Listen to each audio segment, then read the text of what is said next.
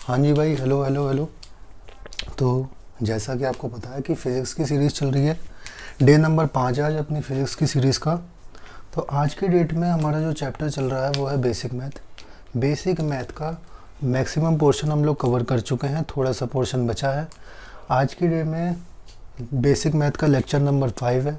Lecture number 5 के अंदर हम लोग दो चार चीज़ों के बारे में बात करेंगे। जैसे कि सबसे पहली चीज़ आ जाती है कि स्लोप हर एक ग्राफ में, या फिर अगर मान लो ये वाला टॉपिक आपको क्या समझाता है, कभी भी आपको किसी भी चैप्टर में किसी भी ग्राफ के बारे में अगर कोई क्वेश्चन आता है ना, तो उसको किस तरीके से सॉल्व करना है उसका कंसेप्ट आज मिल जाएगा। ठीक है। दूसरी चीज़, कुछ सीरीज़ होती हैं जैसे कि एपी सीरीज़ जो हमने पढ़ रखी है पहले 10th में, अर्थमेटिक प्रोग्रेशन। एक अभी 11th में पढ़ाई जाती है आपको ज्योमेट्रिक प्रोग्रेशन, जीपी सीरीज़। और हमको एक थ्योरम पढ़नी है जिसको हम बाइनोमियल थ्योरम कह देते हैं, या फिर बाइनोमियल अप्रॉक्सीमेशन कह देते हैं।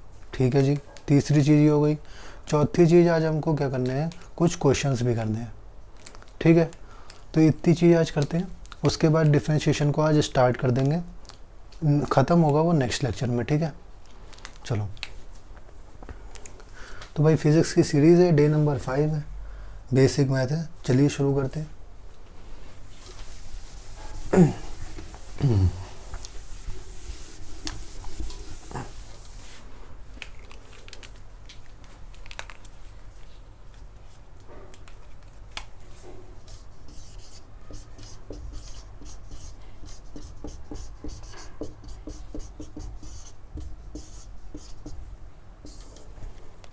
हाँ, तो सबसे पहले टॉपिक आज हम लोग ले रहे हैं स्लोप का वेरिएशन।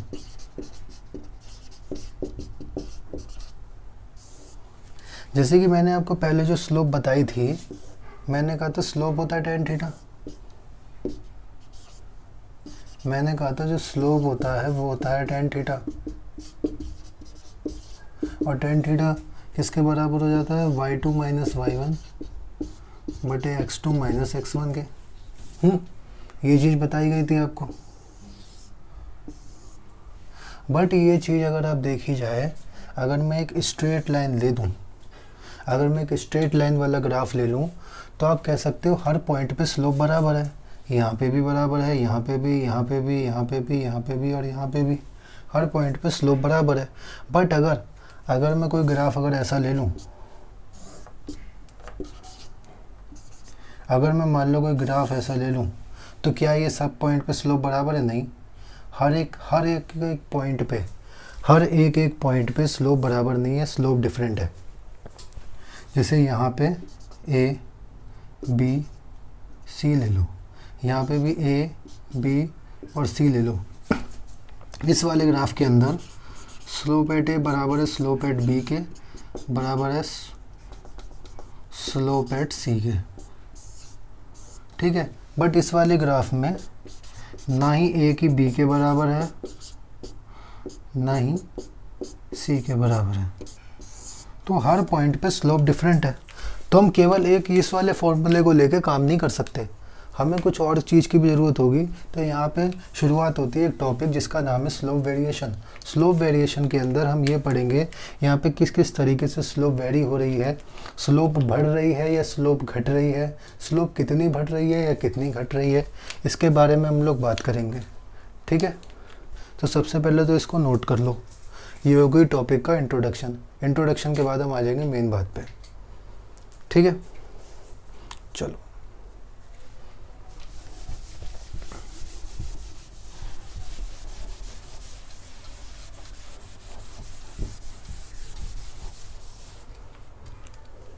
सबसे पहले हम एक यही वाला ग्राफ ले लेते हैं।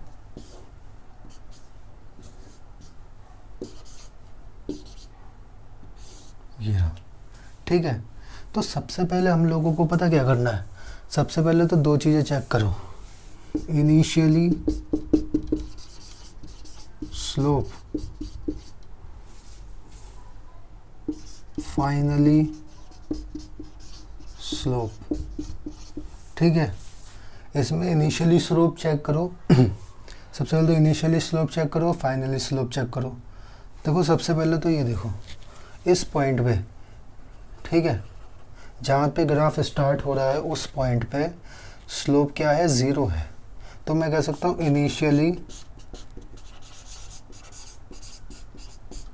Initially slope is 0। मैंने कह दिया इनिशियली स्लोप क्या है, 0 है। ठीक है, अब मैं कह रहा हूँ थोड़े समय के बाद देखते हैं। स्लोप थोड़ी सी आई, स्लोप थोड़ी सी आ रही है। यहाँ पे देखो थोड़ी सी और स्लोप आई, यहाँ पे देखो, यहाँ पे देखो, यहाँ पे। इनिशियली तो जैसे ये वाला जो पॉइंट है एग्जैक्ट इस पॉइंट पे यानी कि बिल्कुल इस पॉइंट पे स्लोप तो 0 है, बट फिर क्या हुई, स्लोप आई। इसी पॉइंट पे इसके नेक्स्ट हल्के से आगे पॉइंट पे स्लोप आ गई, बट कैसी है, यहाँ से लेके यहाँ तक कांस्टेंट है। कैसी है, कांस्टेंट है। ना तो हम इसको इंक्रीजिंग स्लोप कह सकते हैं, ना ही हम इसको डिक्रीजिंग स्लोप कह सकते हैं। इसको हम कहते हैं कांस्टेंट स्लोप। हमेशा ये वाले जो ग्राफ होते हैं स्ट्रेट लाइन वाले, ये मैक्सिमम टाइम कैसे बनाते हैं, कांस्टेंट स्लोप बनाते हैं। तो सबसे पहले तो मैं यहाँ पे लिख देता हूँ, दिस इज कांस्टेंट स्लोप। ठीक है, कांस्टेंट स्लोप है। थर्ड थिंग,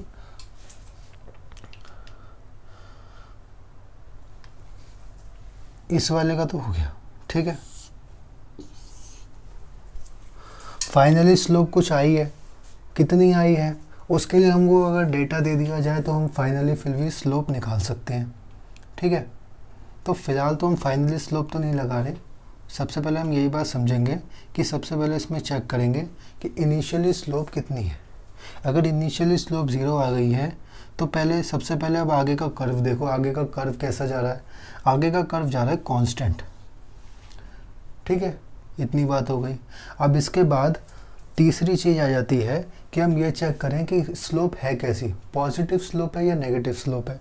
ठीक है, तो सबसे पहले आप देखो ये वाली जो लाइन है, यहाँ पे जो अगर मान लो मैं कोई एंगल बना दूँ, यहाँ पे मैं कोई एंगल बना दूँ तो एंगल कितना आएगा, 90 से ज़्यादा आएगा या 90 से कम आएगा, या 90 आएगा।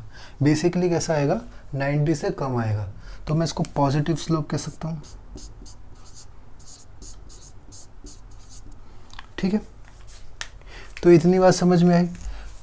तो बेसिकली जब भी अगर मान लो कोई ऐसा पेपर में कोई क्वेश्चन आ जाए कि भैया इसके स्लोप के बारे में बताओ, तो हम क्या कहेंगे, कांस्टेंट एंड पॉजिटिव स्लोप।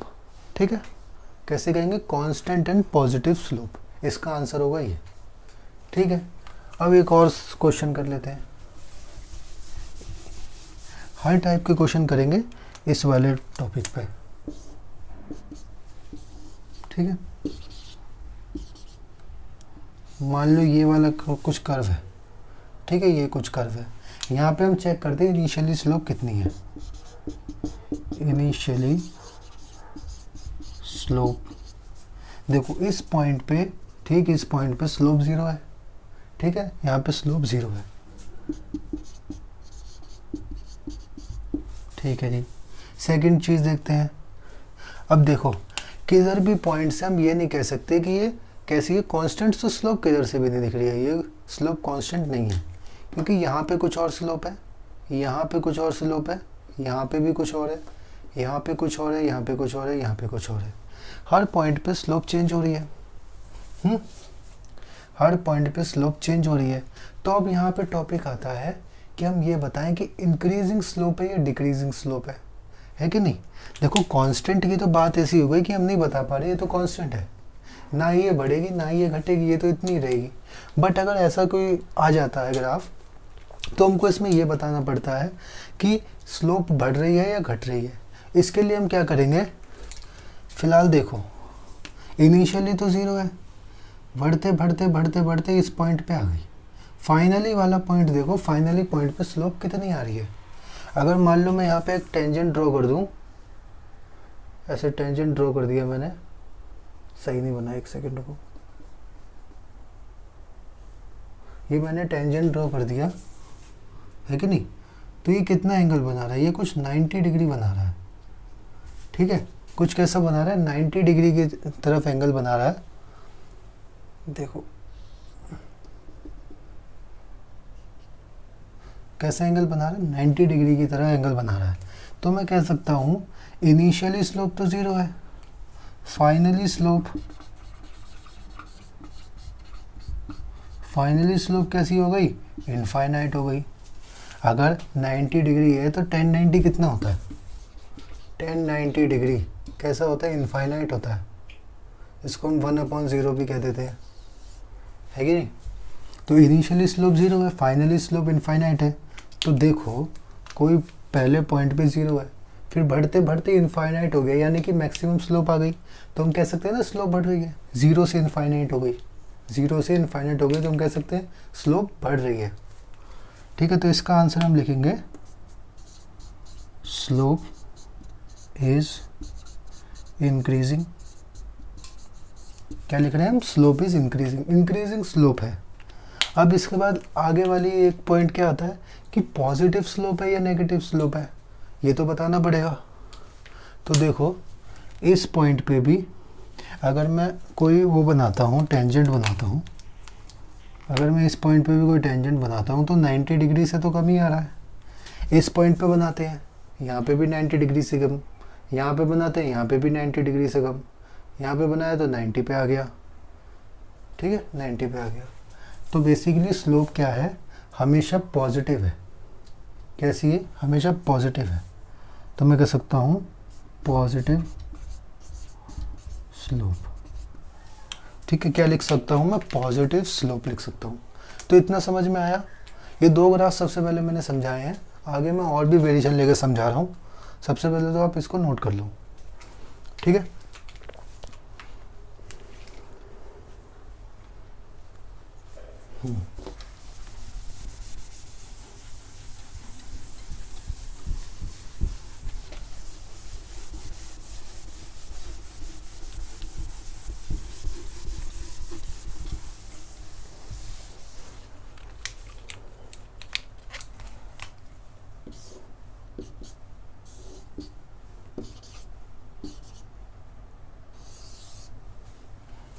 देखो ये वाला ग्राफ थोड़ा सा देखो, थोड़ा समझ में आएगा, अलग तरीके का ग्राफ है।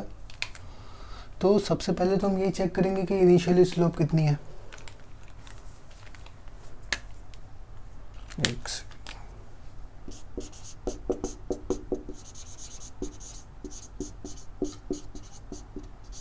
देखो इनिशियली स्लोप अगर देखा जाए तो थोड़ी सी आ रही है, तो स्लोप 0 नहीं है। यहाँ पे अगर हम इसको और जूम करके देख पाते तो स्लोप 0 तो नहीं है। देखो कुछ फ़र्क है, जैसे अभी आपको समझ में नहीं आ रहा होगा, ये देखो। ठीक है, एक हमने ये वाला पढ़ा था,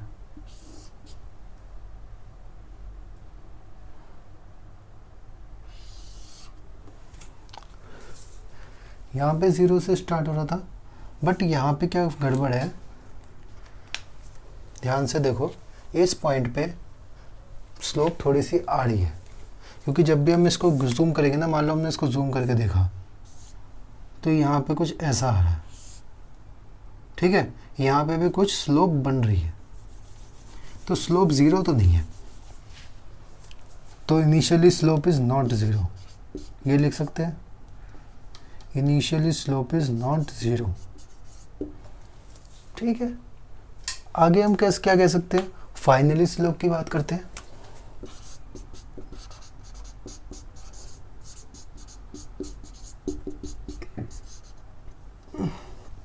फाइनली स्लोप की बात करते हैं। जब हम फाइनली स्लोप के ऊपर जाते हैं तो देखो यहाँ पे क्या बना, यहाँ पे स्लोप आ गई हमारे पास 0। ठीक है, फाइनली स्लोप हमारे पास 0 आ गई। इनिशियली तो भाई 0 नहीं है, ये बात तो साफ समझ में भी आ रही है, आपको दिख भी रहा होगा। इनिशियली स्लोप 0 नहीं है, बट फाइनली स्लोप हमारे पास 0 आ गई है। तो मैं कह सकता हूँ फाइनली स्लोप इज 0। हाँ जी, कह सकते हैं। इसके बाद एक बात और करते हैं, तीसरी चीज़ जो हम कहते थे कि भाई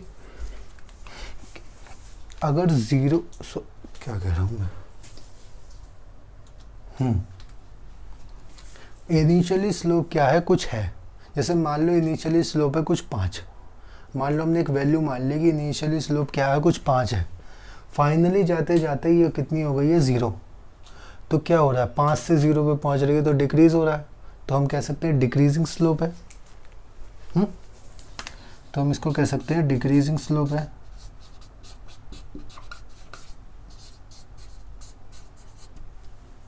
कैसी स्लोप है, डिक्रीजिंग स्लोप है। ठीक है, इतनी बात हुई कि initially slope is not 0, initially slope 0 नहीं है, फाइनली स्लोप 0 हो गई। इसका मतलब क्या हुआ, स्लोप घट रही है, स्लोप घट रही है, डिक्रीजिंग स्लोप हो गया। अब इसके बाद मैं बात करता हूँ कि ये पॉजिटिव स्लोप है या नेगेटिव स्लोप है। पॉजिटिव स्लोप है या नेगेटिव स्लोप है। तो उसके लिए हम एक चीज़ देखते हैं।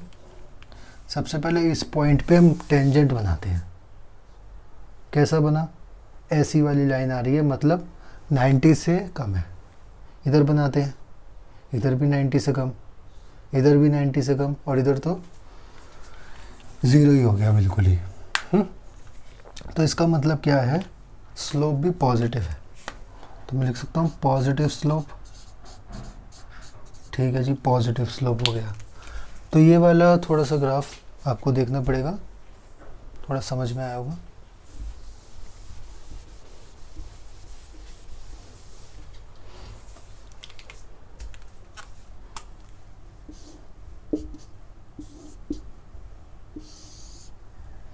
अगला मैंने ये ग्राफ लिया है।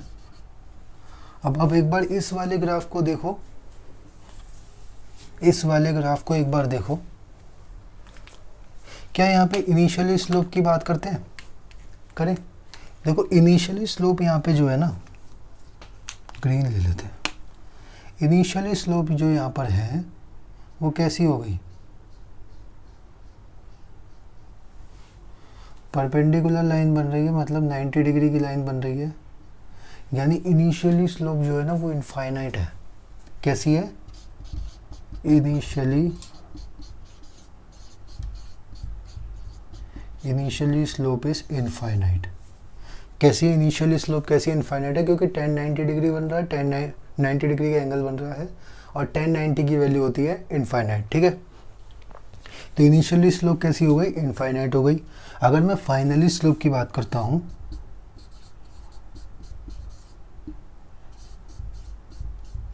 फाइनली स्लोप इज, देखो फाइनली स्लोप कैसी हो गई है, 0 हो गई है।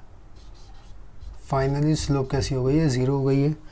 अब एक बार देखो, इनिशियली स्लोप इनफाइनाइट है, फाइनली स्लोप कैसी हो गई, 0 हो गई। तो इसका मतलब क्या है, स्लोप डिक्रीजिंग हो रही है।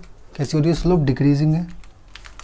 तो ये हम लिख देते हैं, स्लोप इज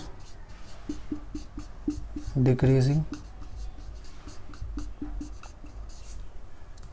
स्लोप कैसी हो रही है, डिक्रीज कर रही है। सबसे पहले आप ना कुछ ऐसे ग्राफ में जो करवा रहा हूँ वैसे करते रहो, फिर एंड में ना एक जैसे काइनेमेटिक्स के जो ग्राफ होते हैं उसका एक एग्जांपल लेके आपको समझाऊंगा, तो आपको समझ में आएगा कि मैं ये सब क्यों समझा रहा हूँ। अभी फ़िलहाल इतना समझने की कोशिश करो, ठीक है। तो स्लोप डिक्रीजिंग है। अब आती है पॉजिटिव और नेगेटिव स्लोप की बारी, है कि नहीं, पॉजिटिव और नेगेटिव स्लोप की बारी। ठीक है, रेड से बनाते हैं। देखो यहाँ पे कैसी आई है, नेगेटिव स्लोप आई है, यहाँ पे भी नेगेटिव स्लोप आई है, यहाँ पे पॉजिटिव 90 डिग्री हो गई। 90 डिग्री में तो हम कुछ बात नहीं करें पॉजिटिव नेगेटिव की। ये देखो यहाँ पे कैसी आई है, नेगेटिव स्लोप आई, यहाँ पे भी नेगेटिव। फिर हम यहाँ की बात करते हैं तो यहाँ पे भी नेगेटिव, क्योंकि 90 डिग्री से बड़ा एंगल बना, यहाँ पे भी, यहाँ पे भी, और यहाँ पे फाइनली कितनी हो गई, 0 स्लोप हो गई। तो बेसिकली हम ये देख रहे हैं, आराम से देख पा रहे हैं कि स्लोप हमेशा कैसी है, नेगेटिव है। तो भाई पहला एग्जांपल आया नेगेटिव स्लोप का, नेगेटिव स्लोप। ठीक है, अभी तक हमने 3 ग्राफ करे हैं, कुछ सॉरी 4 ग्राफ करे हैं। 4 में पहला ग्राफ आया जिसकी आई है नेगेटिव स्लोप। तो आपको समझ में आ रहा होगा कि सबसे पहले हम देखेंगे इनिशियली स्लोप को चेक करेंगे, देन हम फाइनली स्लोप को चेक करेंगे, फिर हम क्या करेंगे, अपने पूरे कर्व को देखेंगे, कर्व कैसा जा रहा है। कर्व के अंदर हम टेंजेंट ड्रॉ करके ये चेक करेंगे कि स्लोप डिक्रीजिंग है या इंक्रीजिंग है। उसके बाद हम पॉजिटिव और नेगेटिव स्लोप के बारे में बात करेंगे। इतने में ही हमारा कोई सा भी क्वेश्चन होगा, कोई से बड़े चैप्टर का, वो हो जाएगा। ठीक है, बिठा देते हैं इसे।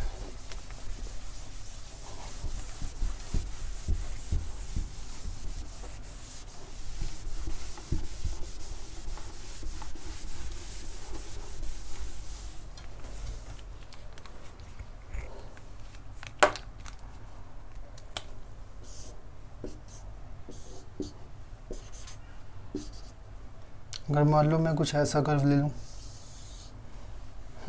कुछ ऐसा मैंने कर्व ले लिया है, तो यहाँ पे भी मैं इनिशियली स्लोप चेक करना चाहता हूँ। इस पॉइंट पे स्लोप चेक करनी है।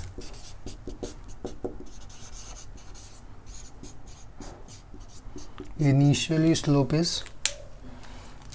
स्लोप कितनी आ रही है, देखो हम देख सकते हैं 0 डिग्री आ रहा है। थीटा कैसा आ रहा है, 0 डिग्री।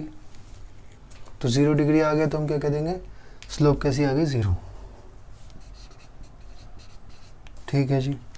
उसके बाद हम क्या करेंगे, फाइनली स्लोप की चेक करेंगे। फाइनली स्लोप हम चेक करते हैं। फाइनली कितना आ रहा है, देखो फाइनली कितना हो गया, थीटा कैसा हो गया, 90 डिग्री। अगर 90 डिग्री थीटा हो जाए तो स्लोप फाइनली कैसी आ गई, इनफाइनाइट आ गई। पहले 0 थी फिर इनफाइनाइट हो गई, यानी इंक्रीजिंग स्लोप है। इंक्रीजिंग स्लोप है। अगर स्लोप इंक्रीजिंग है, ये बात समझ में आई। इसके बाद हम अगली बात क्या करते हैं, अगली बात हम करते हैं कि पॉजिटिव और नेगेटिव स्लोप के बारे में बात करते हैं। तो देखो हम यहाँ पे क्या करेंगे, टेंजेंट ड्रॉ करेंगे। इस पॉइंट पे टेंजेंट ड्रॉ करते हैं, नेगेटिव स्लोप आई। इस पॉइंट पर ड्रॉ करते हैं, फिर से नेगेटिव आई। इस पॉइंट पर ड्रॉ करते हैं, फिर से नेगेटिव आई। यहाँ पे तो नेगेटिव, यानी बेसिकली यहाँ पे स्लोप कैसी है, नेगेटिव है।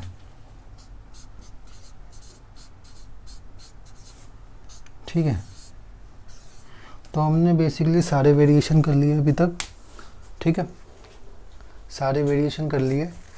चलो एक दो और करवा देता हूँ। एक कांस्टेंट का लेते हैं, कांस्टेंट का बहुत दिन हो गई लिए हुए, कांस्टेंट का लेते हैं।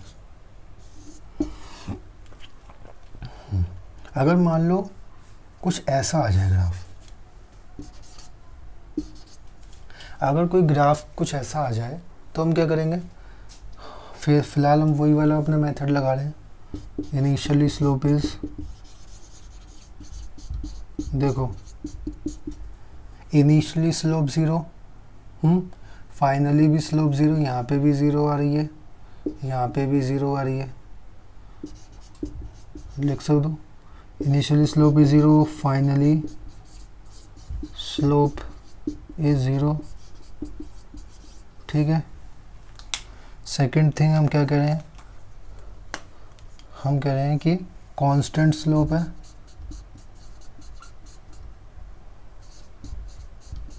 और हम कह सकते हैं 0 स्लोप है।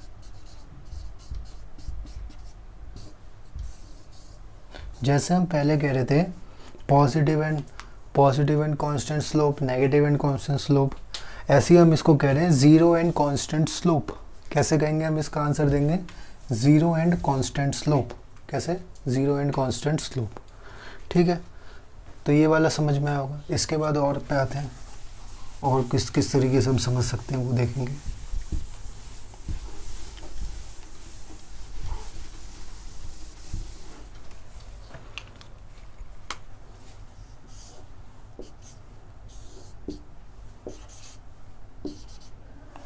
एक इसको देख लो। ठीक है, जैसे मान लो ये वाला आ गया हमारे पास। ठीक है, ये वाला कुछ ग्राफ आ गया हमारे पास, तो हम वही करेंगे। इनिशियली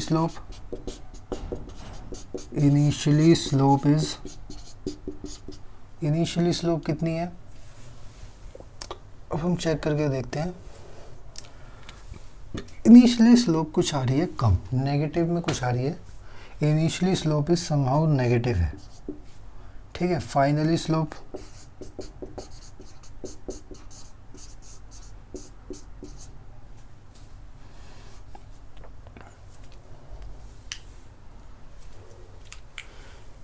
इनिशियली स्लोप तो आपकी 0 नहीं आई, बट आई है नेगेटिव।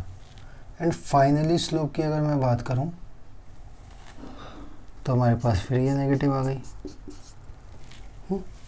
देखो यहाँ पे अगर मैं टेंजेंट बनाता हूँ, इनिशियल पॉइंट तो यही है इसका, क्योंकि ओरिजिन के रिस्पेक्ट में इनिशियल पॉइंट तो यही है। तो यहाँ पे कैसा आ गया, थीटा कैसा आ गया, ग्रेटर देन आ गया 90 डिग्री के।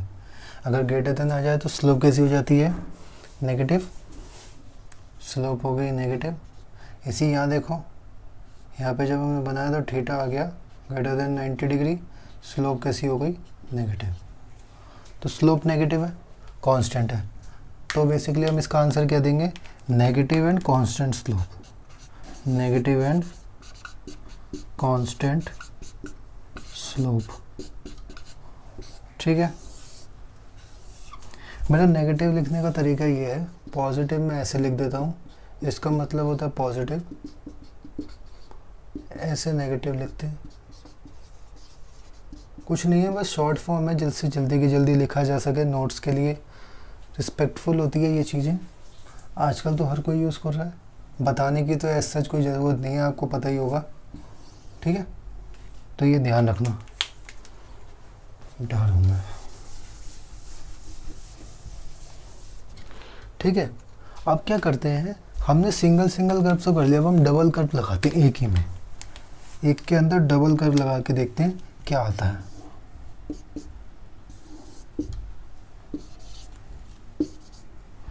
मान लो मैंने ऐसा कर दिया, अभी तक हम कैसे कर रहे थे, जैसे मान लो हमने इधर का छुपा लिया, इतना कर लिया, फिर मान लो हमने इधर का छुपा लिया, हमने इतना कर लिया, अभी हम ये करें, मैंने क्या करा, दोनों कर्व को जोड़ दिया है। अब देखते हैं क्या हो रहा है। अब जाहिर सी बात है, अब क्या होगा, कहीं पे बीच में स्लोप ज़ीरो हो जाएगी, कहीं पे स्लोप इंक्रीजिंग हो, मतलब कहीं पे स्लोप बढ़ रही होगी, कहीं पे स्लोप घट रही होगी, बीच में कहीं पे ज़ीरो हो जाएगी। इतनी बात तो समझ में आ रही है ना। जब हम दो को मिक्स करेंगे तो ये तो हरकत होगी। तो ये हो गया। इसके बाद हम क्या करते हैं, चेक करते हैं। अब हमको अगर मान लो आपके पास डबल कर्व आ जाए ना, तो सबसे पहले तो इसकी एक छोटी सी ट्रिक भी है। उससे पहले हम बात करते हैं इसके उस ग्राफ को देखेंगे। हमेशा हम क्या करेंगे, कभी भी डबल कर्व आ जाए, डबल कर्व में हम क्या करेंगे, इसको ग्राफ को देखेंगे, जिससे कि हमको ज़्यादा मज़ा आएगा। तो देखो, सबसे पहले डबल कर्व आ जाए, ग्राफ को देखना है। सेकंड थिंग क्या करनी है, पूरे ग्राफ को ऐसे करके देखो और ये चेक करो कि यहाँ पे स्लोप ज़ीरो कब हो रही है, स्लोप ज़ीरो कब हो रही है। जहाँ आपको ये बात पता चल जाए कि स्लोप ज़ीरो कहाँ पे हो रही है, तो एक तरफ डिक्रीजिंग होगी, एक तरफ इंक्रीजिंग होगी। ठीक है, समझ लो आधा क्वेश्चन तो हो गया, आपने इसको दो में तो तोड़ लिया, ये हो गया। ठीक है, तो मुझे यहाँ पे साफ साफ दिख रहा है, यहाँ पे मुझे साफ साफ दिख रहा है कि ये भैया यहाँ पे इस पॉइंट पे स्लोप हो गई है ज़ीरो।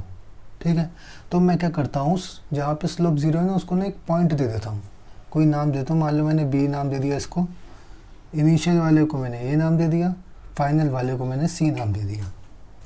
ठीक है, बी पे तो स्लोप ज़ीरो है, यहाँ पे लिख देते हैं एट बी क्या हो गया, स्लोप बराबर है ज़ीरो।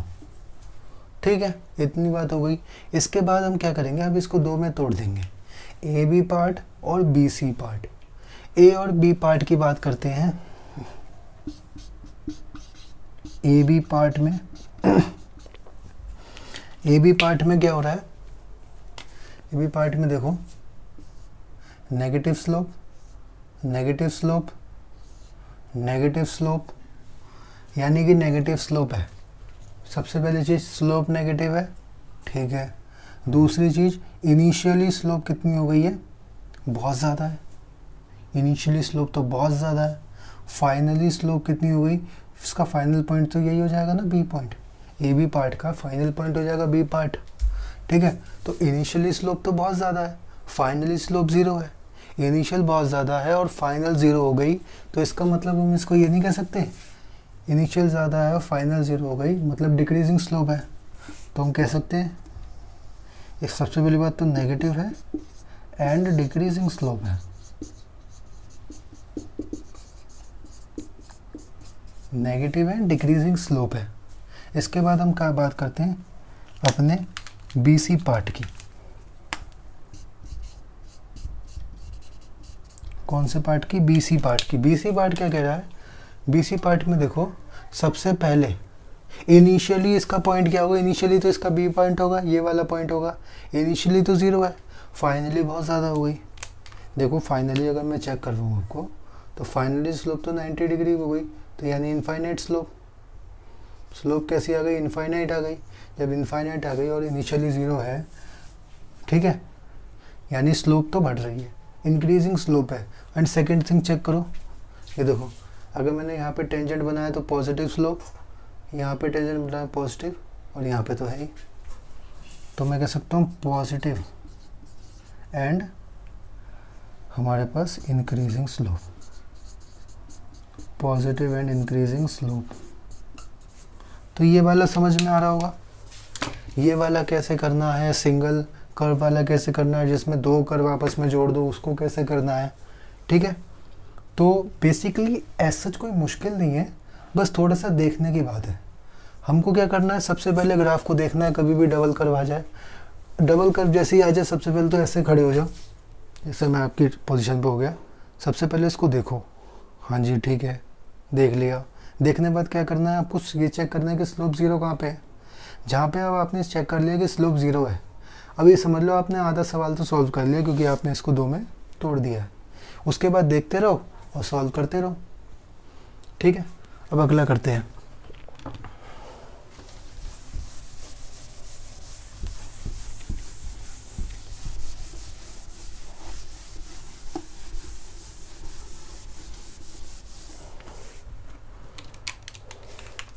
अब अगला सवाल कुछ ऐसा है,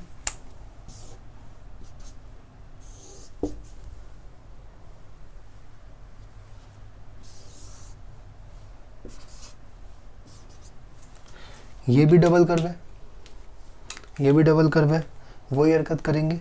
सबसे पहले चेक करो ज़ीरो कहाँ पर है, यहाँ पे ज़ीरो आ गई है भाई, यहाँ पे स्लोप ज़ीरो है। जहाँ पे भी स्लोप ज़ीरो हो वहीं से उसको नाम दे दो। मैंने इसको बी नाम दे दिया, इसको ए नाम दे दिया और इसको सी नाम दे दिया। तो एट बी लिखेंगे हम, एट बी क्या है, स्लोप ज़ीरो है, स्लोप इज़ ज़ीरो। और बी ए बी पार्ट में, ए बी पार्ट का हम क्या लिखेंगे, ए बी पार्ट में देखो, सबसे पहले स्लोप बहुत ज़्यादा है, इनफाइनाइट स्लोप है, स्लोप इनफाइनाइट हो गई। उसके बाद फाइनली ज़ीरो हो गई, यानी इनफाइनाइट से ज़ीरो, यानी कि डिक्रीजिंग स्लोप है। और सेकंड थिंग हम क्या कह सकते हैं, हमेशा कैसी हो रही है, पॉजिटिव है, स्लोप पॉजिटिव है हमेशा। तो मैं कह सकता हूँ positive and decreasing slope, positive and decreasing slope, ठीक है। नेक्स्ट आता है हमारे पास बीसी पार्ट। बीसी पार्ट की अगर मैं बात करूं तो क्या हो जाएगा, यहाँ पे ज़ीरो, ज़ीरो से इनफाइनाइट जा रही है, तो यानी इंक्रीजिंग स्लोप इंक्रीजिंग है।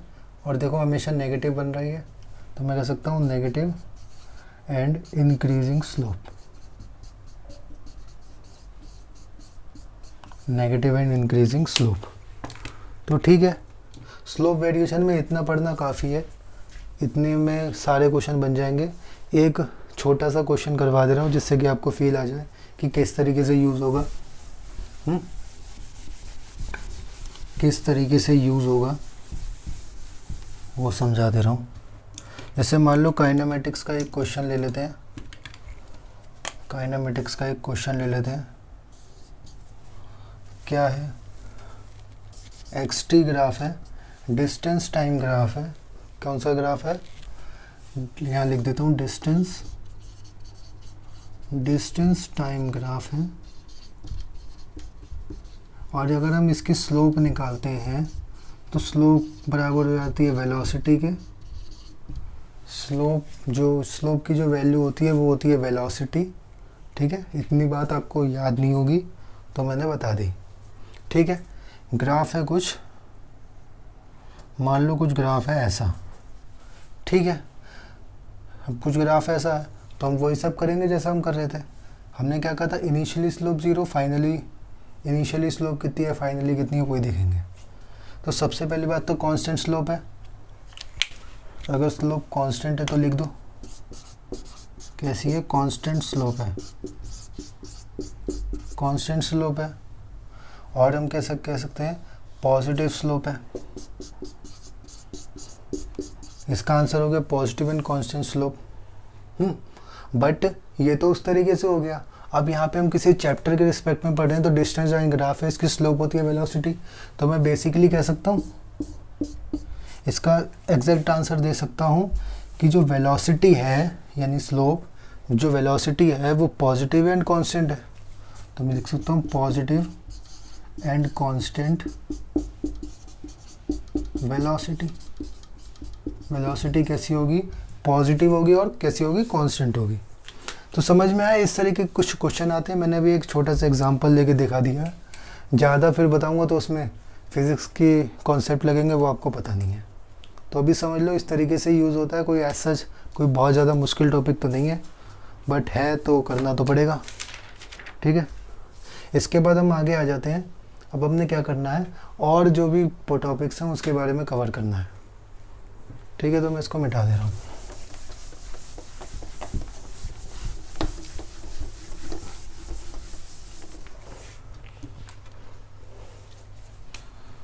दूसरी चीज़ आ रही है अब एपी सीरीज़, जिसको हम अरिथमेटिक प्रोग्रेशन भी कहते हैं। क्या कहते हैं हम, अरिथमेटिक प्रोग्रेशन, ठीक है जी। अब इसमें क्या होता है, एक सीरीज़ बनती है जिसकी अगर मैं फर्स्ट टर्म की बात करूं, मान लो मैंने फर्स्ट टर्म ले लिया ए, कोई फर्स्ट टर्म की कोई वैल्यू होगी जिसको मैंने ले दिया ए के बराबर। तो अगर इसकी नेक्स्ट टर्म में निकालना चाहूँ, पता कैसे आएगी, ए में कुछ, मान लो मैंने ए में कुछ डी जोड़ दिया, ए में मैंने कुछ डी जोड़ दिया तो इसकी नेक्स्ट टर्म आ गई। फिर हमें इसकी अगर और नेक्स्ट टर्म निकालनी है तो ए प्लस 2d, ए प्लस 3d, ए प्लस में 4d, ए प्लस में 5d, ऐसे ऐसे करके जाता जाएगा। अगर मान लो कोई सीरीज़ है, ये एक सीरीज़ बनी है, जैसे मान लो मैं एक लिख के दिखाता हूँ, जैसे 2, 4, 6, 8, 10, 12, 14, 16, 18, 20। क्या करा, सीधा सीधा मैंने 2 का टेबल लिख दिया है क्या, दिस इज अरिथमेटिक प्रोग्रेशन। कैसे, हर वाले, सबसे पहले तो फर्स्ट टर्म ये हो गई, तो मैंने इसको क्या बोलूँगा, इसको मैं फर्स्ट टर्म बोलूँगा, ठीक है। इसको मैं क्या बोलूँगा, इसको मैं लास्ट टर्म बोलूँगा। कैसी है, लास्ट टर्म है, ठीक है जी, लास्ट टर्म है। अब इसमें हो क्या रहा है, और डी जो है यहाँ पे डी क्या हुआ, डी यहाँ पे 2 का डिफरेंस हुआ। देखो इन दोनों के बीच में 2 का डिफरेंस है, +2 करा गया है। इन 2 के बीच में भी 2 का डिफरेंस है, +2 करा गया है। इन 2 के बीच में भी +2 करा गया है। इन 2 के बीच में भी +2 करा गया है। इन 2 के बीच में भी +2 करा गया, इन 2 के बीच में भी +2 करा गया है, इन 2 के बीच में भी +2 करा गया, इन 2 में भी और इन 2 में भी। तो बेसिकली हो क्या रहा है, एक कोई भी टर्म ले ली, एक कोई भी नंबर ले लिया, उसमें एक कॉमन डिफरेंस, एक ही नंबर को जोड़े जा रहे हैं बार बार। तो एक जो सीरीज़ बन के आई है उसको हमने अरिथमेटिक प्रोग्रेशन कह दिया या एपी सीरीज़ कह दिया है, ठीक है। तो ऐसा तो कोई मुश्किल नहीं है। अगर मान लो मैं कुछ 100 ले लूँ, कोई एक और सीरीज़ लेना चाहूँगा, 100 मैंने फर्स्ट टर्म ले ली, ठीक है। 100 क्या हो गई, मेरी फर्स्ट टर्म हो गई। कैसे हो गई, फर्स्ट टर्म, ठीक है। अगर मैं इसमें फिर से 3, मान लो 200 जोड़ता जा रहा हूँ, अगर मैंने इसमें 200 जोड़ दिए तो कितने हो जाएंगे, 300। फिर मैंने इसमें 200 जोड़ दिए तो ये हो जाएंगे 500। 500 में फिर से मैंने 200 जोड़ दिए तो कितने हो जाएंगे, 700। फिर 700 में मान लो मैंने कितने जोड़ दिए, 900, ठीक है। इस तरीके से सीरीज़ चलती जाएगी। तो ये सीरीज़ तो हमको कुछ समझ में आई कि ठीक है जी, फर्स्ट टर्म, मान लो कोई भी एक टर्म है, उसमें एक कॉमन नंबर, उसको बार बार जोड़ते जा रहे हैं, तो उससे एक सीरीज़ बन के आ रही है जिसको हम कह रहे हैं अरिथमेटिक प्रोग्रेशन। तो इस अरिथमेटिक प्रोग्रेशन में आपको 2 फॉर्मूले की ज़रूरत पड़ेगी। क्या, सबसे पहले तो जो nth टर्म है, यानी कि जो लास्ट टर्म है, वो कैसे निकाली गई है उसका कोई फार्मूला बता दो। या फिर दूसरी चीज़ क्या पूछी जाती है कि भाई ये पूरी सीरीज़ है, मान लो कोई ऐसी सीरीज़ है, ये चलते मान लो किसी डैश टर्म में आ रही है, ठीक है। तो हमको ये बताओ, यहाँ से लेके यहाँ तक का अगर हम हर एक टर्म को जोड़ें तो कितना आएगा, तो ये तो हमें कैसे निकालें, इसका एक छोटा सा फॉर्मूला होता है, उसके रिस्पेक्ट में करेंगे। तो मिटा दे रहा हूँ मैं अभी।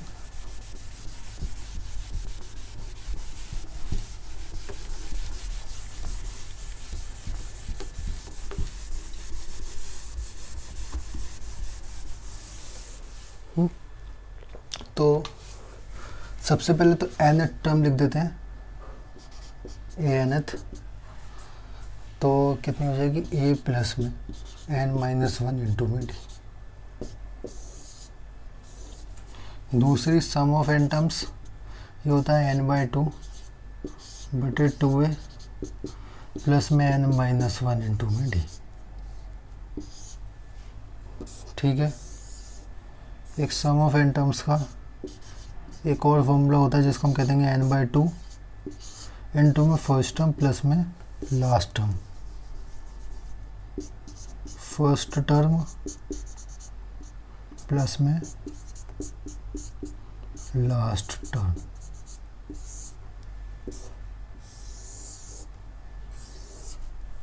ठीक है। तो ये 3 फॉर्मूले होते हैं जो हमको कोई टर्म निकालनी पड़ती है किसी, मान लो ये हो गया nth टर्म का। बेसिकली एपी सीरीज तो पढ़ी होगी यार, 10th में बहुत ज़्यादा पढ़ाई जाती है। ठीक है। तो ये हो गया nth टर्म, ये हो गया सम ऑफ n टर्म्स, और ये भी हो गया सम ऑफ n टर्म्स का दूसरा फॉर्मूला। इसके बाद हम क्या करेंगे, एक दो इसके ऊपर क्वेश्चन कर लेते हैं जिससे कि आपको थोड़ा सा कॉन्फिडेंस आ जाए कि करते कैसे हैं इस वाले क्वेश्चन को, और इस सीरीज़ का मतलब क्या है, कैसे क्या होगा। ठीक है। तो मैंने एक सीरीज़ ले लेता हूँ। ठीक है। मान लो मैं एक सीरीज़ ले लेता हूँ, जैसे मान लो 2, 4, 6, 8, 10, 12, जो भी पहले ली थी वही ली है। ये चलते चलते चलते चलते पहुँच गई है 80 पे। तो इसकी लास्ट टर्म हो गई 80। तो सबसे पहले हम क्या करेंगे, nth टर्म बताएंगे, यानी ये वाली जो टर्म है, यानी जो 80 है, वो कौन से नंबर की टर्म है। जैसे मान लो ये तो हो गई फर्स्ट टर्म, ये सेकंड टर्म, ये थर्ड टर्म, ये फोर्थ टर्म, ये फिफ्थ टर्म, ये सिक्स्थ टर्म। तो ये वाली कौन सी टर्म है, तो इसको हम एक नाम दे देते हैं कि nth टर्म। तो अभी हम पता करते हैं कौन से नंबर की टर्म है ये। तो a nth का फॉर्मूला क्या होता था, a प्लस में n-1 इंटू में d। सबसे पहले a क्या है 2, प्लस में n क्या है, n हमें निकालना है। n क्या है, number of terms, -1 into d क्या है 2। ठीक है। a nth की वैल्यू क्या है 80। ठीक है। तो इसको मैं इधर ले गया तो ये आ गया 78, बाकी n-1 इंटू में 2 से अगर मैं इसको काट देता हूँ 2 3 6 और 18, n-1, n की वैल्यू कितनी आ जाएगी 40। यानी 40 नंबर की टर्म जो होगी उसका होगा वो होगी 80, यानी कितनी आ गई 40 आ गई। ठीक है। अब मैं कहना चाह रहा हूँ सम ऑफ n टर्म्स निकालो। सम ऑफ n टर्म्स निकालो। सम ऑफ n टर्म्स कैसे निकालेंगे, n/2 कर दो इंटू में 2a प्लस में n-1 इंटू में d। सबसे पहला फॉर्मूला तो मैंने यही बताया, n तो हमने निकाल लिया, n आ गया 40। तो मैं कह सकता हूँ 40/2। ठीक है। 2a क्या है, फर्स्ट टर्म इंटू 2, यानी कि 2 इंटू 2, प्लस में n आ गया 40, 40 माइनस 1 हो गया, 40 माइनस 1 हो गया, और d है 2। ठीक है। तो ये हो गया 420, ये हो गया 4, ये हो गया 20, ये हो गया 4, और 39 इंटू 2 कितना हो गया, 40 हो गया 80 हो गया 78, प्लस में हो गया 78 और 4 होगा तो हमारे पे 82, यानी 20 इंटू 82 कर लो, सीधो नहीं 160, सीधो नहीं 160 होगा, 160 और 4 164, 1640 ये आ जाएगा कुछ। ठीक है। 1640 इसका आंसर आ जाएगा। तो इसका आपने क्वेश्चन समझा। ठीक है, बहुत बढ़िया, इतना काफ़ी है इसको समझने के लिए। बाकी एज सच एपी सीरीज़ का तो कम यूज़ होता है। एक दूसरी सीरीज़ है जो कि 11th में ही आपको पढ़ाई जाती है, जिसका नाम है geometric progression, GP series, short form में हम उसको जीपी सीरीज़ बोलते हैं। इसका नाम है ज्योमेट्रिक प्रोग्रेशन। ज्योमेट्रिक प्रोग्रेशन क्या है, सबसे ज़्यादा आपको पूछा जाता है, हर एक चैप्टर में ज्योमेट्रिक प्रोग्रेशन का यूज़ है। जैसे ग्रेविटेशन ले सकते हैं, इलेक्ट्रोस्टैट ले सकते हैं, इलेक्ट्रिक पोटेंशियल वाला चैप्टर ले सकते हैं, उसके बाद आगे जितने भी चैप्टर आते जा रहे हैं हर चैप्टर में वो यूज़ हो रहा है। तो जीपी सीरीज़ की बात करते हैं, इसका तो हो गया, इसका तो हो गया। जीपी सीरीज़ की बात करते हैं।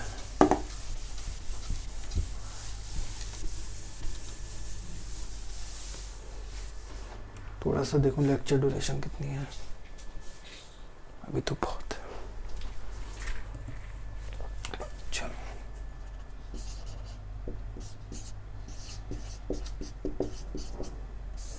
जीपी सीरीज क्या है, सबसे पहले तो वही चीज़, सबसे पहले एक टर्म ले लो ए ले लिया। अब इसमें पहले क्या कर रहे थे, एक कॉमन टर्म को बार बार प्लस करते जा रहे थे, बार बार प्लस करते जा रहे थे। अब हमने क्या करना है, मल्टीप्लाई करना है एक कॉमन टर्म को। मान लो मैंने एक कॉमन टर्म ले लिया जिसका नाम मैंने ले लिया आर। अब मैं आर को इसमें बार बार मल्टीप्लाई करता जाऊंगा। तो सबसे पहली बार जब मल्टीप्लाई करा तो ए आर आ गया, फिर मल्टीप्लाई किया तो हमारे पास ए आर का स्क्वायर आ गया, फिर ए आर क्यूब आ गया, फिर ए आर की पावर 4 आ गई, ए आर की पावर 5 आ गई, ए आर की पावर 6 आ गई। ऐसे करते करते करते करते ये सीरीज़ चलेगी। और कोई ऐसी सीरीज़ का जो नाम होगा उसको हम कह देंगे जीपी सीरीज़। यहाँ पे अगर जो फर्स्ट टर्म है, यहाँ पे वेयर ए जो है इसको हमने क्या कह देंगे, फर्स्ट टर्म। ए को हमने कह दिया फर्स्ट टर्म, और आर इज इक्वल टू कितनी हो जाएगी, इसको हम कह देते हैं कॉमन रेशो। ठीक है। कभी भी अगर हमको आर निकालना होगा, आर या फिर कॉमन रेशो इसको निकालना होगा तो हम कैसे निकालेंगे, तो हम क्या कह देंगे ए nth टर्म, ऐसे नहीं लिखो, nth टर्म बटे n-1th टर्म। कैसे निकाल सकते हैं, इसका एक एग्जांपल लेते हैं। जैसे मान लो nth टर्म क्या हो गई, मान लो मैंने इसको nth मान लिया, ए आर स्क्वायर को मैंने nth मान लिया, तो ए आर स्क्वायर मैंने ऊपर रखा, उसके बाद n-1, इससे एक कम वाली, ये वाली हो गई इससे एक कम, इससे एक कम वाली को मैंने नीचे रख दिया ए आर। ए से मैंने ए को काट दिया, आर से मैंने काट दिया, क्या आ गया हमारे पास, आर आ गया। ठीक है, इस तरीके से इसको सॉल्व करना होगा।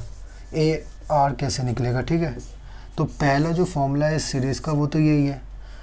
तो ये तो हो गया। अब बेसिकली इसमें सबसे ज़्यादा जो हमारे पास यूज़ में आता है, इसका क्या आता है, एक ही फॉर्मूला जो इसका यूज़ में आता है वो है सम ऑफ इनफाइनाइट टर्म्स।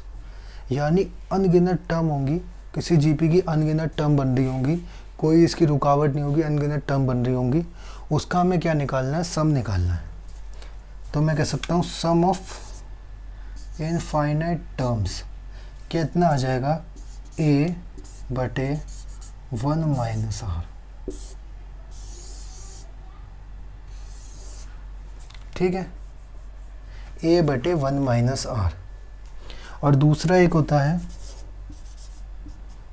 ए बटे आर माइनस 1।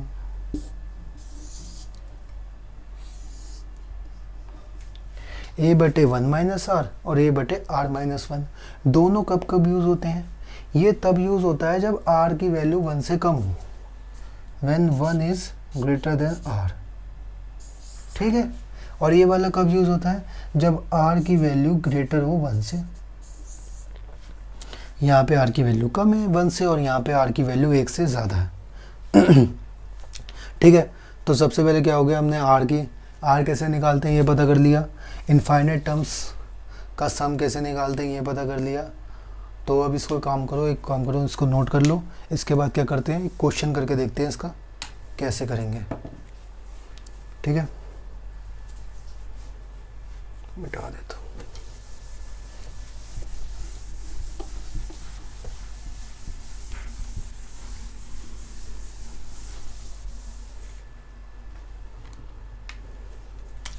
मान लो मैं एक सीरीज़ ले लेता हूँ 1 प्लस में 1/3 -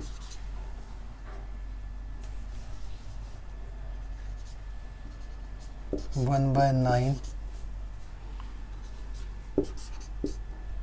1 हो जाएगा हमारे पास, कितना हो जाएगा, 1/3 कर दिया, इसमें 3 को मल्टीप्लाई कर दिया, फिर इसमें करेंगे 27, फिर इसमें कर देंगे, तो ऐसे करके चलता चला जाएगा।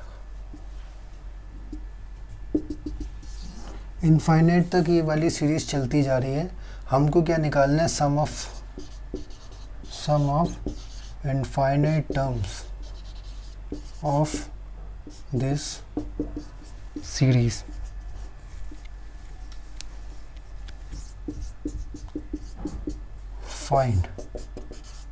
Find sum of infinite term of this series.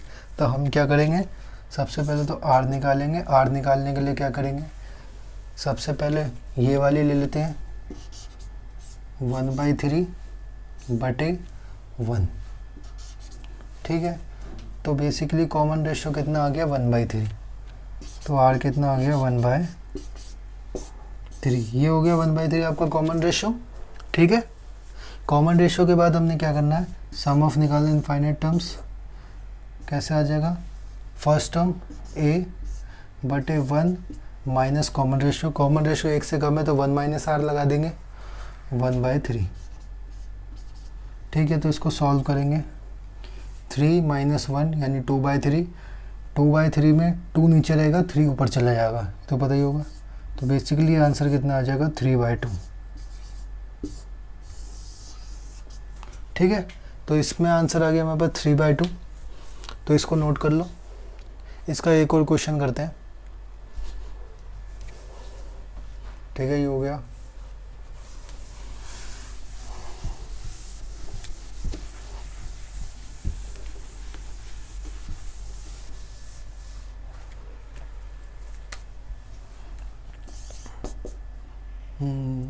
-1 plus में 1/2 कॉमा -1/4 कॉमा 1/4 दूनी 8 प्लस में कॉमा माइनस में 1/8 दूनी 16।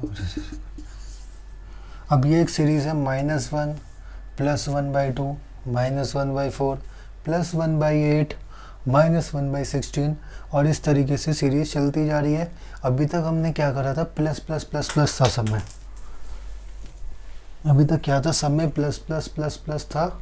अब क्या हो गया, पहले नेगेटिव आ रहा है, फिर प्लस, फिर नेगेटिव, फिर प्लस, फिर नेगेटिव, फिर प्लस, फिर नेगेटिव, फिर प्लस। इस तरीके से ये सीरीज चल रही है। तो थोड़ी सी गड़बड़ हो गई यार, इसको कैसे करें। कुछ मत करो, जिस तरीके से समझाया उस तरीके से करने की कोशिश करो। पहले लेक्चर को पॉज कर लो और 2-4 मिनट ना इसको ना करने की कोशिश करो, ठीक है।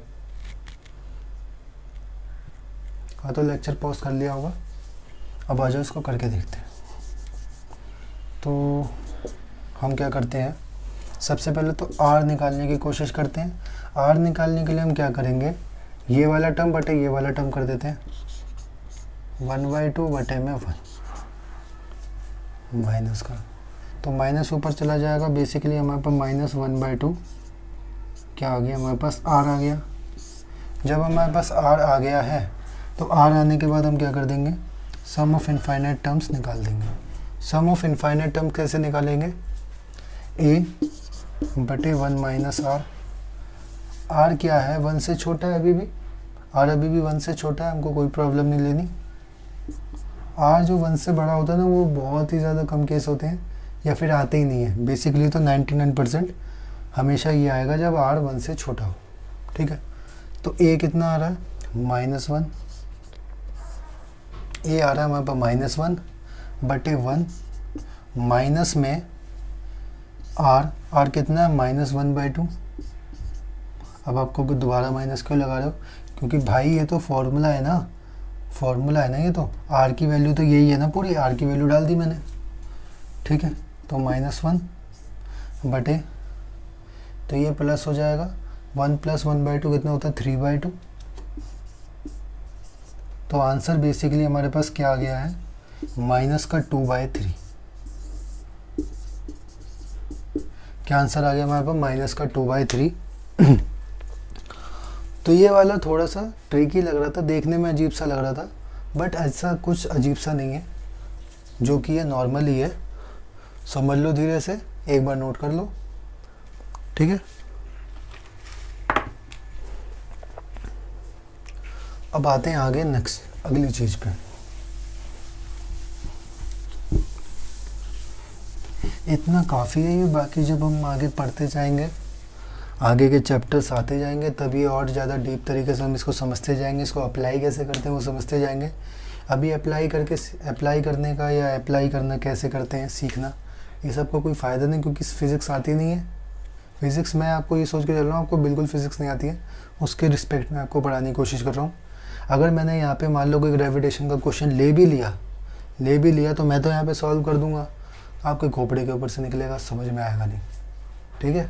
तो इस एस्पेक्ट में जैसे समझा रहा हूँ उसे समझते रहो। तो सबसे पहले अब आ जाता है क्वाड्रेटिक इक्वेशन। इसका भी करना हमको एक ज़्यादा ज़रूरी हो जाता है। वैसे तो आपको याद होगी किस तरीके से इसको सॉल्व करते हैं, कैसे क्या करते हैं, बट पढ़ लेते हैं इसे भी जब सब पढ़ रहे हैं तो, ठीक है। तो ये क्या होती है, इसका बेसिक सा होता है जनरल इक्वेशन, ax² प्लस में bx प्लस में c इज इक्वल टू में 0। बेसिकली क्वाड्रेटिक इक्वेशन का क्या मतलब होता है, x हो जिसकी मैक्सिमम पावर 2 हो, उसी को हम क्वाड्रेटिक इक्वेशन कह देते हैं। कैसे x की या किसी भी टर्म की मैक्सिमम पावर 2 हो, किसी इक्वेशन में किसी टर्म की मैक्सिमम पावर अगर 2 है तो हम उसको क्वाड्रेटिक इक्वेशन कह देते हैं, ठीक है। Where a b c are constant, a b c क्या है, केवल एक कांस्टेंट है और कुछ भी नहीं है। तो हमें इसमें क्वाड्रेटिक इक्वेशन में काम क्या होता है, हमें निकालने होते हैं इसके रूट्स। यहाँ पे क्या होता है, we have to find roots क्यों बोला, क्योंकि इसके दो निकलते हैं, दो कॉम मत कहते हैं, x की वैल्यू निकलती है, वो भी दो x की वैल्यू निकलती है, इसको मैंने इसलिए रूट्स कहा है। We have to find roots of this quadratic equation. इसके रूट्स निकालने का कुछ फॉर्मूले, कुछ तरीके, मेरे हिसाब से तो मुझे तो 2 तरीके बढ़िया लगते हैं। सबसे पहला तरीका है हमारे पास बाय मिडल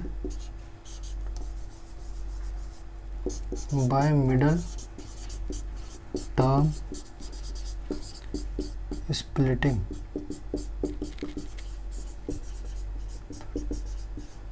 एक मेथड होता है मिडल टर्म स्प्लिटिंग मेथड, वो सबसे आसान होता है, बहुत जल्दी हो जाता है।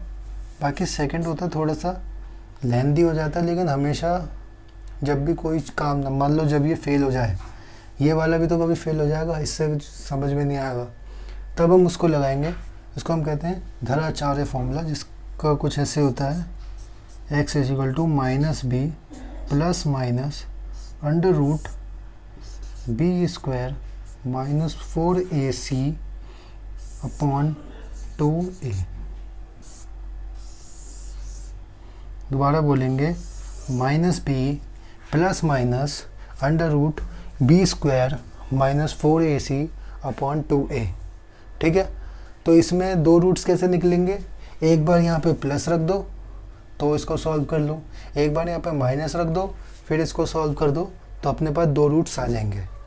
फाइनली रूट्स निकालने के बाद एक बहुत इम्पॉर्टेंट चीज़ यहाँ पे ज़रूरी पड़ती है, एक तो सम ऑफ रूट्स और एक product of roots. Sum of roots की वैल्यू कितनी आती है और प्रोडक्ट ऑफ रूट्स की वैल्यू कितनी आती है, तो मैं यहाँ पे लिखता हूँ सम ऑफ रूट्स x1 प्लस में x2। ये हो गया सम ऑफ रूट्स, ये पहला रूट, ये सेकंड रूट, इन दोनों का सम कर देंगे तो हमारे पास आंसर क्या आ जाएगा, -b/a। सम ऑफ रूट्स की वैल्यू होती है -b/a, और एक होता है product of roots. Product of roots की वैल्यू होती है सी बाय ए। क्या होती है? C by a. एक होता है सम ऑफ रूट्स, एक होता है प्रोडक्ट ऑफ रूट्स। दोनों की मैंने वैल्यू लिख दी है, फॉर्मूला लिख दिया है, और फिर मैंने एक मिडिल टर्म स्प्लिटिंग मेथड भी बता दिया है। एक तरीके से रिवीजन के रूप में आप इसको देख सकते हो, क्योंकि पहले तो आपने कई बार इसको पढ़ रखा है। मेरे हिसाब से 7th या 8th से आप इसको लगातार पढ़ते ही आ रहे हो। 7th और 8th से लगातार ये चल जाता है सिलेबस में। एक छोटी सी रिवीजन भी करवा दी। तो अब आ जाते हैं इसके थोड़े से क्वेश्चन करते हैं 2-4, उसके बाद हम आगे बाइनोमियल अप्रॉक्सीमेशन पे चलेंगे।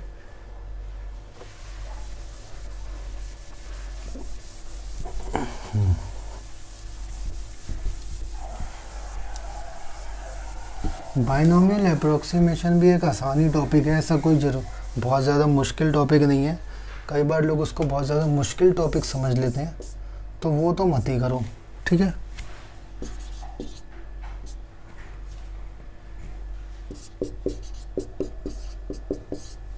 मान लो ये इक्वेशन है हमारे पास, इसके हमको क्या करने हैं? रूट्स निकालने हैं।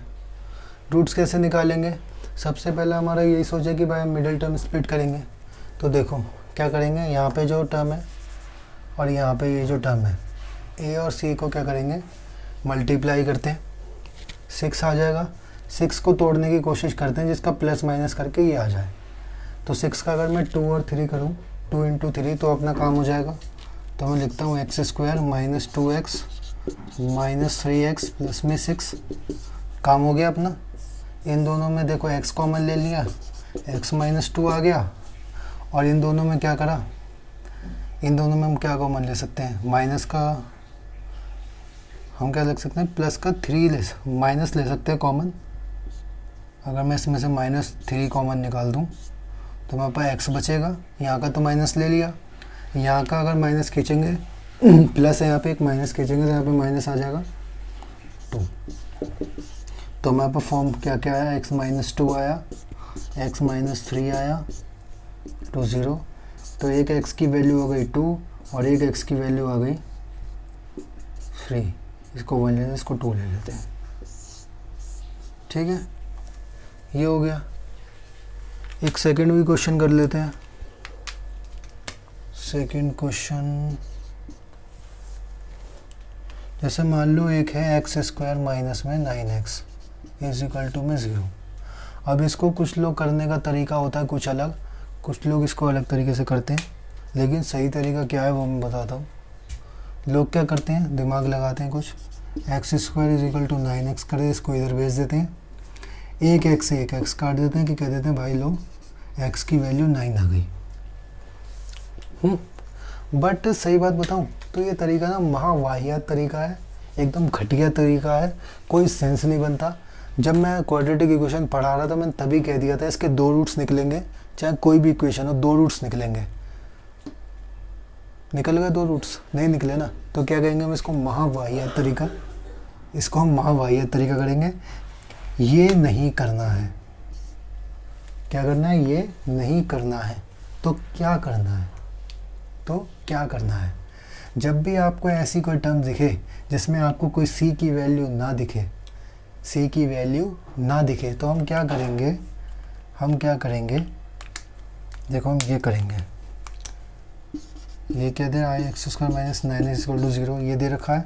हम क्या करेंगे? हमने x कॉमन निकाल लिया। यहाँ पे क्या बचा? x माइनस में यहाँ पे बचा 9 और ये हो गया 0। अब एक यहाँ पे इक्वेशन बन रही है x = 0। एक तो आ रही है x की वैल्यू 0, एक आ रही है x की वैल्यू 9। लो जी, 2 सम आ गए।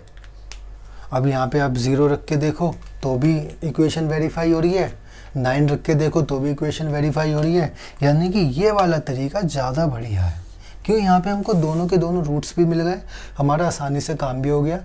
ये सब बकवास नहीं करनी है, ठीक है। ये वाली बकवास नहीं करनी है, ये करना है, ठीक है। तो अब किसका कोई एक और सवाल कर लेते हैं, एक और सवाल कर लेते हैं इसका।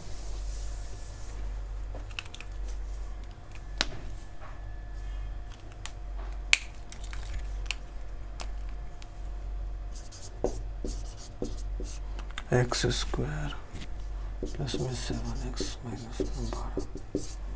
तो मान लो ये वाला सवाल है, तो अब देखो यहाँ पे इस वाले को इससे मल्टीप्लाई कर देंगे, 12 आ जाएगा। फिर हम क्या कर देंगे, 4 इंटू 3 कर सकते हैं, 4 इंटू 3 से काम हो जाएगा। एक्स स्क्वायर प्लस में 3x प्लस में 4x माइनस में 12 इज इक्वल टू 0। यहाँ से x कॉमन ले लिया, x प्लस 3 आ गया, यहाँ से 4 कॉमन ले लिया, प्लस होगा ये, ठीक है। यहाँ से 4 कॉमन ले लिया तो x प्लस में 3 आ गया 0। तो x की वैल्यू एक तो 3 आ गई और x की वैल्यू एक आ गई 4, ठीक है। बाकी आप इसको यूज़ करना चाहो तो धराचार्य फॉर्मूले से भी कर सकते हो, करके दिखा देता हूँ। इसी वाले क्वेश्चन को मैं उस वाले फॉर्मूले से करके दिखा देता हूँ, क्योंकि हर चीज़ आनी चाहिए ना, हर चीज़ आनी चाहिए। क्या था, माइनस बी प्लस ले लेते हैं पहले, under root b square minus 4ac by 2a minus b की वैल्यू 7 है, मैंने ले लिया माइनस में 7, प्लस में अंडर रूट बी का स्क्वायर यानी 7 का स्क्वायर कितना आ जाएगा 49, माइनस में 4 इंटू में कितना है 2, सॉरी 4 इंटू में 1 इंटू में 12, ये हो गया 48। इसको मैं डायरेक्ट 48 भी लिख सकता हूँ। रूट में आ गया 1 बटे में 2a आ जाएगा -7 प्लस में अंडर रूट 1 और ये हो जाएगा 2, ठीक है।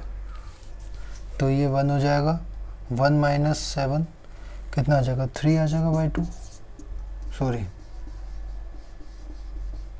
6 बाई 2, 3 आ गया आंसर।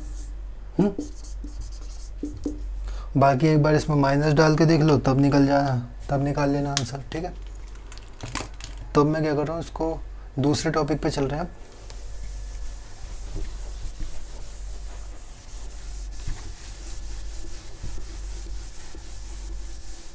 अब हम लोग चल रहे हैं दूसरे टॉपिक पे, जिसका नाम है बाइनोमियल अप्रोक्सीमेशन।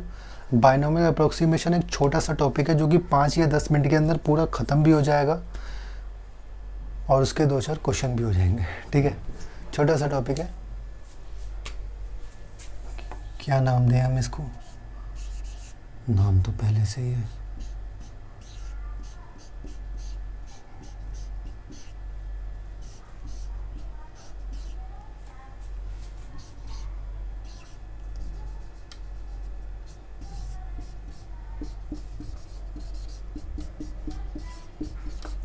कितना बड़ा नाम है यार, उतनी छोटी है ये।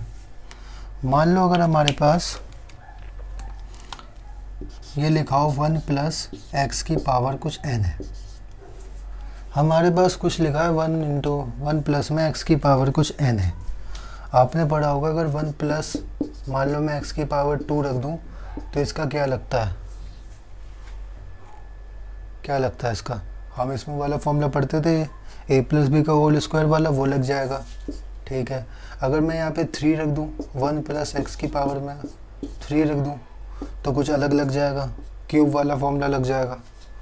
तो ये तो है, n कुछ भी हो सकता है, but n can be anything, n can be anything, कुछ भी हो सकता है। बट हम क्या करेंगे, हमें यहाँ पे अगर हमें कंडीशन दी हुई होती है, अगर इफ़ जो x है वो बहुत ज़्यादा छोटा हो जाए 1 से, क्या हो जाए, बहुत ज़्यादा अगर छोटा हो जाए तो देन 1 प्लस एक्स की होल की पावर n बराबर हो जाता है 1 प्लस में nx के। ये n जो है ये डायरेक्टली मल्टीप्लाई हो जाता है x के साथ, ठीक है। ये है बाइनोमियल अप्रोक्सीमेशन, इतनी है, बस इतनी है, बस हो गया काम। 1-2 क्वेश्चन करेंगे इसके, जिससे कि आपको समझ में आ जाए ये बकवास क्या लिख दी, समझ में नहीं आ रहा, फ़िलहाल नोट कर लो इसे, दोबारा समझा रहा हूँ। अगर मान लो कोई हमारे पास इक्वेशन है 1 + x की पावर n, ये बात याद रखना इसी फॉर्मेट में होनी चाहिए, यहाँ पे 1 ही होना चाहिए। अगर 1 नहीं हुआ तो बात नहीं बनेगी। जैसे हम पहले लिखते थे ना a + b का होल स्क्वायर, ऐसे लिखते थे ना a + b का होल स्क्वायर, तो इस तरीके से बात नहीं बनेगी। ऐसे कह सकते हो 1 + b का whole square, if b is less than, if b is very very less than 1, then हमारे पास क्या हो जाएगा, 1 + b की पावर n का हो जाएगा हमारे पास 1 + nb। ये तो ठीक है, बट यहाँ पे 1 ही होना चाहिए, यहाँ पे कोई और टर्म नहीं होनी चाहिए, हमें इसको 1 बनाना पड़ेगा। ठीक है, तो इसका एक क्वेश्चन करा दूंगा। बाकी इसका जो मेन मज़ा है ना वो तो तभी आता है कि आप इसको याद रखो, और जो बढ़िया बढ़िया जब बाद में क्वेश्चन आएंगे ना फिजिक्स के, तब इसको अप्लाई करो। ठीक है, तो एक क्वेश्चन हो जाए 1.003 की पावर मान लो मैं क्यूब ले लेता हूँ,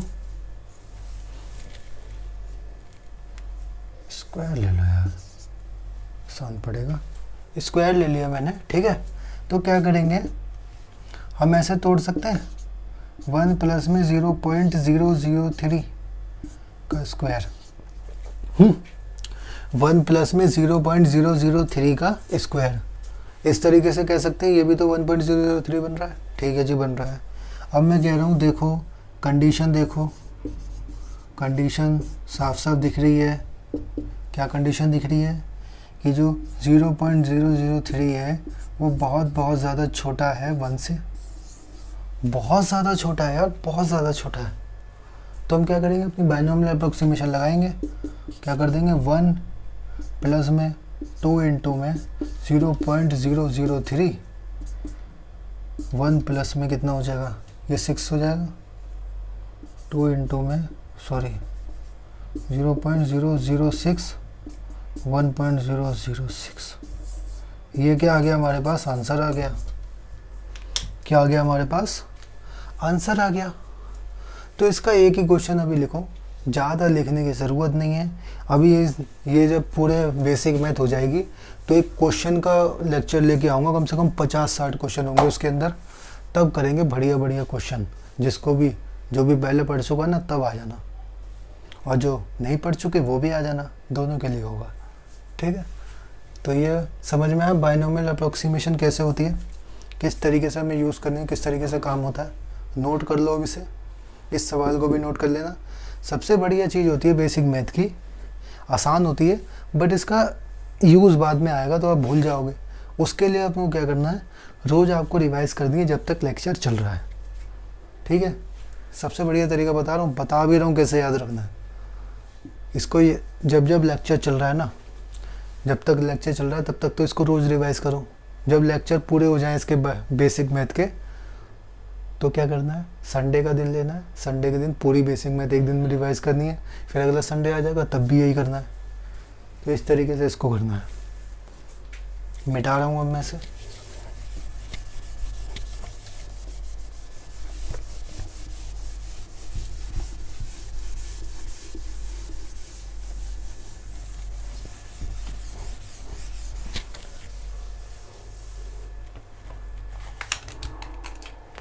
देखो अब क्या होता है,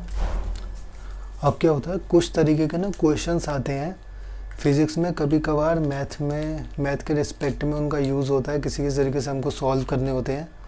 तो कुछ अटपटे क्वेश्चंस होते हैं, उनको आपका दिमाग चकरा जाएगा यार इसको सॉल्व कैसे करें। तो उसके एक थोड़ी सी 2 या 3 क्वेश्चन की बात होती है, वो मैं अभी आपको यहीं पे अभी समझा दे रहा हूँ। पहले टाइम देख लो।